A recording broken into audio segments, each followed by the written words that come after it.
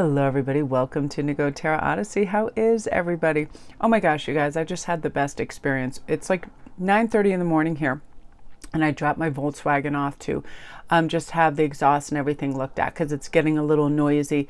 And I just love the man that runs the place. He reminds me of like Simon and Garfunkel, like that era. And he's always so cheerful and smiling. He's like, oh yeah, we'll hook you up. He's like, we've got really talented mechanics, and Ian and I were both in there, and he just radiates his sunshine and warmth. And I love that when you go into any place of business and somebody's really happy to be there, it just makes my day. Like, I love that.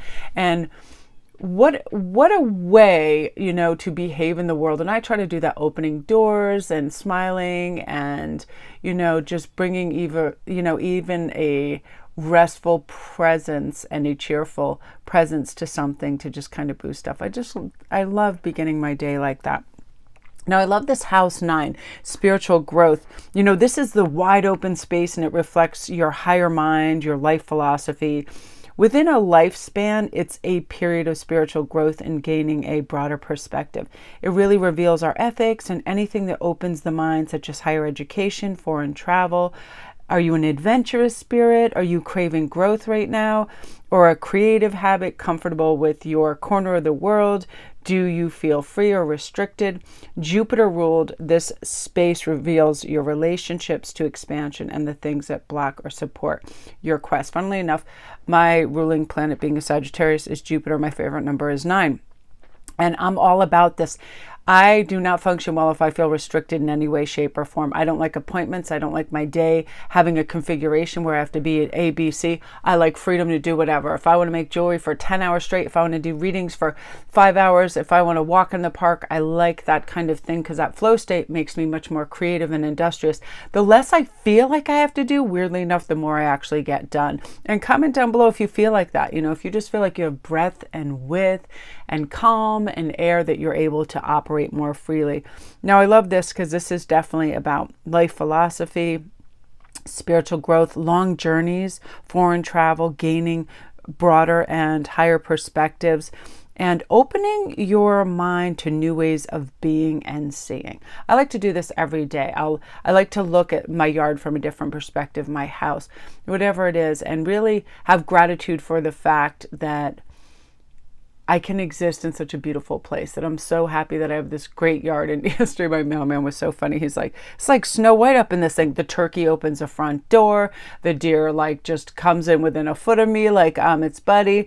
We got every day, no kidding, whenever I look out my window and I start doing reads, I see this blue jay couple. I see Merlin. I see all these beautiful birds, all these antics, everything going on. And I have so much gratitude for that. Because I could live in a 1-bedroom apartment in the city where I have no yard, where I have no, I just wouldn't thrive in that kind of area. And I'm so grateful that I can live here and have these experiences. And I feel like that helps my spiritual growth because I come from a whole kind of line of people that just love the land and like to have fresh, air, trees, water, ocean. And it's amazing that half of my mom's family, it's funny, total forest, they got to be up. My aunt totally lived. She had, I don't even know how many acres in Maine. Like, you could walk it for days and never reach the end of it. It was amazing, and I got to spend my childhood there. And then my mom always was by lake or oceans, and I thought that was amazing because my childhood, I could just basically take 2 steps and be at the beach. And I need that kind of thing, and that's great for expansion. So, with a curious spirit and an open mind, like, let's go seek some adventure on the physical or mental plane. Allow these experiences to sink into the core of your being. It'll really help you stretch and shift your perspective. And it really does become a time of profound awakening when we do this, because we realize we're not stuck. Choices we make aren't wrong choices. They're just a decision, and we can alter the course at any time. And sometimes, we see things too much like in black and white, like, oh, I need to do this to get to there. And it's like, sometimes we can just do things in a unique and unorthodox manner and still get there. And it's not wrong. And I love that, because I feel, again, being a creative, I've got just stuff everywhere. And to other people, it might just look like, wow, there's a lot of stuff everywhere. But I love the fact that I know where everything is, and I can dip in and get this deck and these beads and all of that. And that's the way I operate. Now, Libra, loving this energy that's coming in September. Libra, and I'm going to have a quick sip of coffee. Libra energy is bomb, because it's all about this beautiful consideration, fairness, and harmony. I love that. It's about beauty. It's about justice. It's about peace and balance, partnerships. So imagine a house where each room represents a significant part of your life. So these rooms include, but aren't limited to, like self-care, work, passions, relationships, exploration. Walk into each room and notice how it feels. Which ones are vibrant and flooded in light? Do any feel dark, dusty, or empty? Do any feel outdated or need of organization? Lots of times I know that relationships, they do need a little more consideration at times, right? Because we can fall into patterns with people, and sometimes they may not be the healthiest patterns. It could be a little dismissiveness, could be a little reactivity, like really taking a beautiful look at that. Now, this is really true. Your guides want every room to be somewhere you love to spend your time, where the energy you give matches the energy you receive. Hence, again, the relationships, sometimes there's a disbalance in, right? Supportive and inspiring, and your life has a whole to be a true reflection of your soul. You know, as a whole, everything that you're going into, your passions, your work, your self-care, exploration. I saw this thing the other day, and I was considering, wow, what it must be like, you know, I think it was just someone basically going to their closet, and their closet was white, gray, and blue. And they were like, I found it to be very kind of like crisp and clear and organized. But I thought, ooh, that would be a hard life. It was a very Virgo energy of everything in its place. Operating the same way, getting out of the shower, picking one of these suits, eating the same amount of whatever measured oatmeal or flaxseed or whatever the heck was going on there. The one clear warm room temperature water, keys hanging on the hook, you know, put everything in your bag and out the door you go. And like a robotic kind of thing every day. I thought, yeah, that may save time and all of this to be like that. But I would feel like I was some kind of weird robot in some kind of carousel that I could never get off. I don't like Groundhog Day experiences where I feel like one was like the last. I want variety. I want color. I want change. I want my mood. I want to act how my mood suits me. If I want to wear, you know, a freaking red dress with whatever flip-flops and like a rainbow headband that day, that's fine. And then maybe another day, just a beige suit and blend in and all of that. But I thought, wow. And the Libra energy is, we can still do that, have that calm feel of, we know what to expect and we can be organized, but we can still have it be to our measure and how it suits us. I just love Libra energy because it really wants us to feel balanced. It really wants us to be supportive and feel inspired and feel good. And again, not being indecisive or paralyzed by choice, just quick, decisive actions, that kind of thing.